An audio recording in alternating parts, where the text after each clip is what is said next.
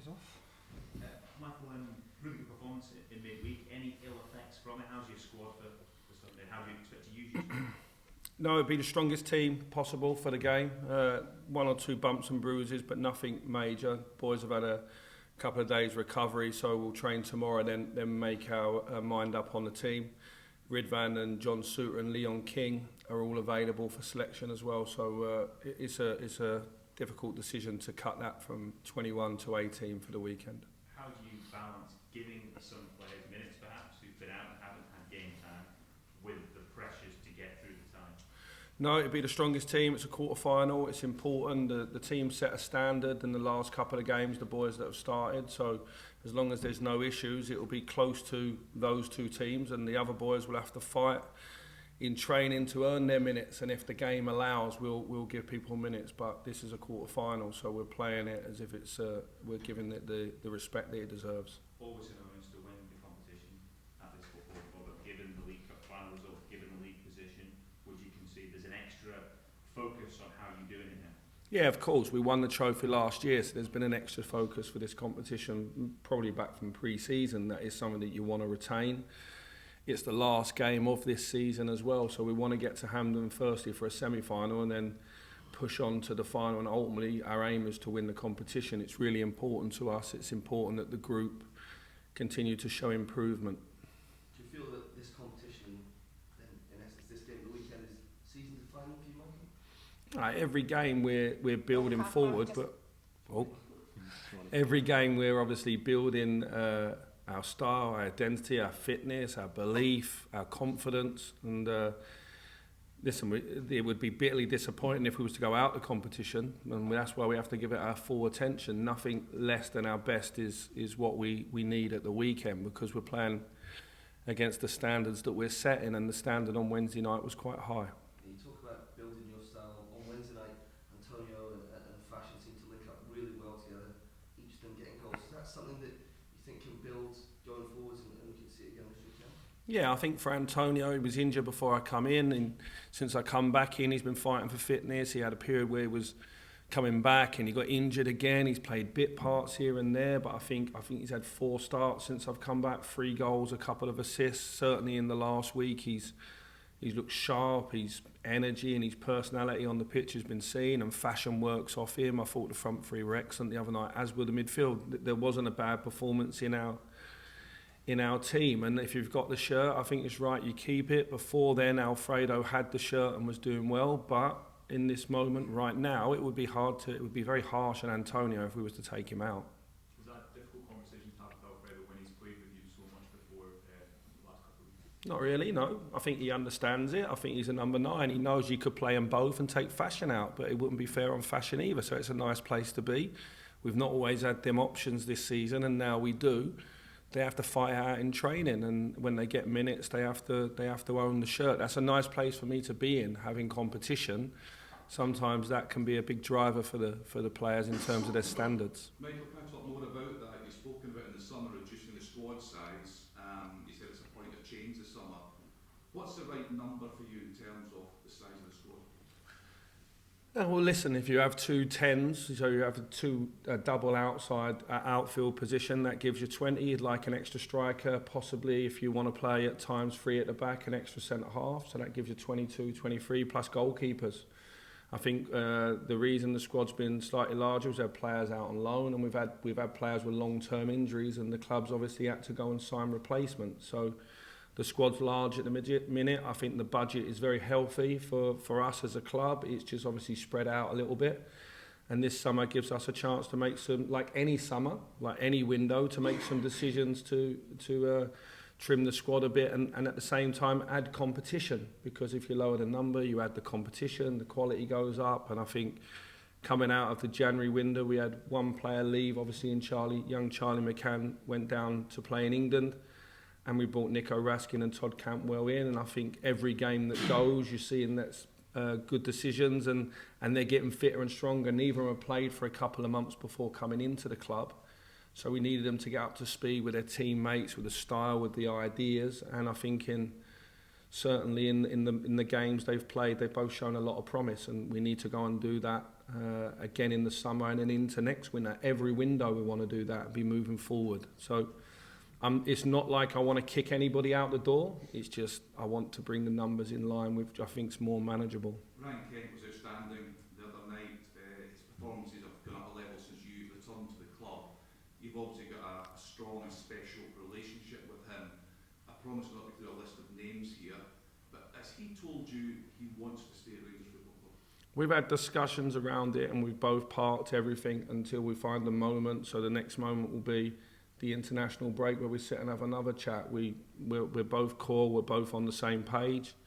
And I think it's right after the amount of years he's been here and the changes in his third manager here as well, that he takes a time to consider his options, and it's the same time that we do as well. We've not put anything in front of him, we've just had conversations. It would be, at this moment in time, I think that's the best place to be. Is Ryan Kent playing very well at this moment in time? Yes, so there's no issue. So we just keep moving forward.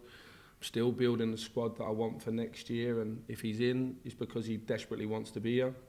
If he's out, it's because he didn't. So it's quite clear in that sense, and our relationship will always remain the same. It's a young boy that I see at the start of his journey, so I'm very proud of what he's achieved so far in his career.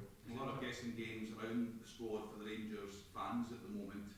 How much can they read into looking ahead to next season, the starting 11s that you're going with right now, and does a performance at Wednesday night change your thinking at all in any players in terms of comings and goings? No, I'm really clear on the decisions. We're just not going to communicate them to the summer until that we feel that the time's right. The decisions in my head, and I've communicated them where I need to, are made. Is international break a time when you speak to all the guys who have got issues with their contract?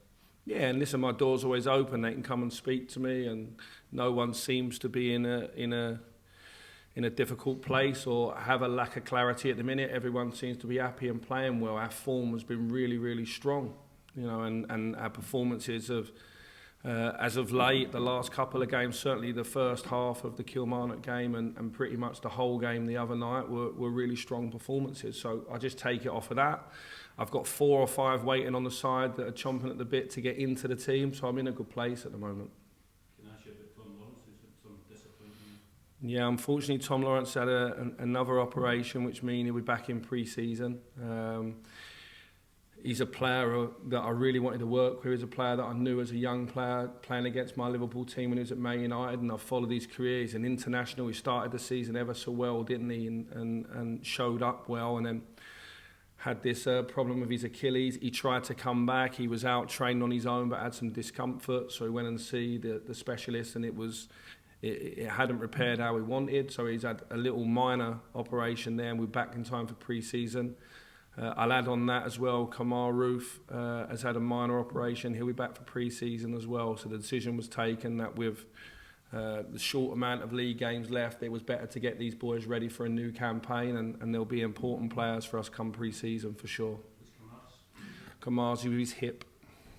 Going back to the Scottish Cup itself, you mentioned earlier the League Cup disappointment. How much is that fueling the desire to make sure that you lift this cup from the end of the season? Well, listen, we have to plan all the competition we're in. This season's given at different times some disappointment, but in the Scottish Cup, none of that counts. What counts is that we have a quarter-final at the weekend at home. It's a home draw in the quarter-final is a favourable draw for Rangers, and we just need to make sure that we're at our best and we get ourselves back to Hampden for a semi-final. There's no hangover. I don't think that's healthy. I think we just have to be focused on retaining this trophy. And I think if we play to our true level, then we've got a really good chance of doing that. You mentioned the turnover that could happen in the summer. Is that the message to some of the players who may not be here this year, next year as well, that this is a chance to really make your mark in your Rangers career if it is to change come the summer? Yeah, look, I think every game at the moment we're evolving. We're working on a number of things in training to evolve and grow in different ways. You've seen it really go well at certain moments, i.e. In midweek, and at other moments you've seen it be a bit indifferent. But we're focused on the work and where we're going in the future and listen, in the short-term future, there's how many league games left in the Scottish Cup, and every game counts here. It's not like we can skip one. We're not allowed to do that, and that's right. we're in a really privileged position, and every time we play, we have to uphold that. And if someone comes off it, then I'm trying to add competition that someone goes in. John Lundstrom don't like being out of the team at the moment. Alfredo is not the happiest man in the world because the other guys are scoring. That's how competition should be. John Suter wants to get back in. Ridvan wants to chase Borna down. And there's Glenn Kamara, and Malik is in and around it as well, coming back. And we know how strong he was playing. So Yanis has come back from a long-term injury. We've got a lot of players who don't want the end of the season because they want to obviously get their legs up and running. For that evolution to continue and maybe accelerate, do you almost need to win this trophy to accelerate that and show you're on the right path? Listen, it would be the right way, wouldn't it? Because it's the Scottish Cup and we want to win it, we want to retain it. And at the moment, I think the way that we're playing, why wouldn't we be confident? And let's get past this game at the weekend.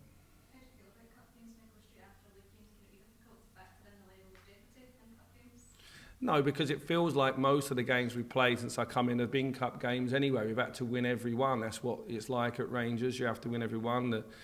The away games have been a little bit more exciting than the home games at Ibrox because the other teams have come and tried to attack us and try and win the game. Fair play to Partick Thistle in the last round. I didn't think they'd come to sit back, and they got the penalty off the VAR, and it was quite an eventful evening. I'm hoping for a slightly more less controversial afternoon on Sunday, and let's just get to a semi-final. But no, like every game here we have to win, so every game is like that. It's on a knife edge, and that's just what being at a big club's like. It's not acceptable for us to draw, and it's certainly not acceptable for us to lose games. What are you expecting from Raith on Sunday? They've lost 1 in 10 games, so they're in good form. It was the last game they lost, so maybe that's a motivation from this week in terms of their training to. And I'm sure Ian's getting into them. Obviously, he played for the club. And then, secondly, the warning's there. They beat Motherwell 3-1 in the last round. So the warning is there for us. Stevie, then Adam to finish.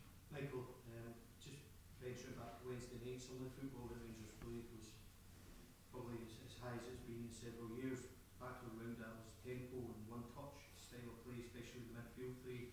Todd Cantwell was exceptional, maybe playing a different role than what supporters maybe thought he was coming in as a 10, but he fitted in to that platform really well. How did you rate the balance in the midfield, the tempo and the football they played? I think Ryan Kent was essential to the midfield because they didn't know where to pick Ryan up, and it gave space to Nico and Todd, and then vice versa. When they went after Todd, it gave space to Ryan. So Ryan Jack was excellent. Connor Goldson doing overlaps down the wing. That wasn't part of the plan, but look, Bigham was enjoying it, wasn't he? So, and he scored on the night as well. I reminded him of that yesterday. So, no, look, I think that they're playing well. It's early in their Rangers careers. There's a lot of opinion, 360 that will come their way at the moment. They're favouring good opinion. So I would say to them, enjoy it while it lasts, because first time they misplace a pass, you guys will be going for them. But no, I'm pleased with both young men. They get on off the pitch as well. They brought a nice energy into the building. And when the window opens, more like that, please. There was a period of play just between 50 minutes and 70 minutes. Rangers scored twice. Antonio had his chance. Borna had his run. There was a lot going on. People have said that's probably the best spell that Rangers have had in several years. Did you pick up on that? And listen, I think this team are capable of more and doing it more often. Have to put, Hibs were in a good place going into the game the other night, but we played really well on the evening. But obviously this team beat Borussia Dortmund last year and Leipzig to get to a European final, and in years before it came off a good run where they've beaten teams like Porto and Feyenoord and PSV. So we have to put it in context. Every game's different, the level of opponent you play against, but you can only play the next game. And going into the game at Hibs, I'm fair that the outside observers would have thought it would have been an interesting evening for us, and obviously we performed ever so well on the night. It's just 3 points, and I want nothing less in terms of the standard of performance this weekend. It will be a completely different challenge, Steve. I think they'll come and they'll obviously they'll sit deep and make life difficult for us, which makes the game slower. Two teams play the game, and I think if Raith come and they have a go, that will give us more space to play into, so the game becomes faster. For example, if Fashion's running into space and Ryan is. If they come and sit back, then we'll have to be patient and find a way playing closer together. So every game's different. I think the 2 games we played in Edinburgh recently, fair play to Hearts and Hibs, they came and they really tried to face us head on, and it made for 2 excellent games of football. Adam, last question. Hi Michael, you mentioned you've been working on a different way of playing, maybe a different shape. Could you give us a little bit of insight into what you think that will achieve, and are there any current players you think that change might benefit the most? Not at this moment in time, but if you watch the game the other night, there'll be some patterns in that game that will emerge. So I'll let you do that, because I know that you like that side of it anyway, so you can go off and have a look at that. But listen, every time you change or you move the goalposts a little bit in terms of ideas, it shuffles the pack a little bit. I think I can get more out of this Rangers squad right now. And I think also I can recruit into it interestingly in the summer and the next winter, and just keep making us stronger all the time. They've shown over 17 games a level of consistency to win 15 and draw 1 and only lose 1 of those 17 games.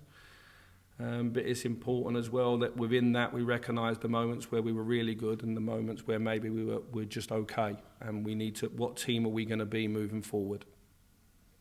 Cheers guys, Sundays will go next door.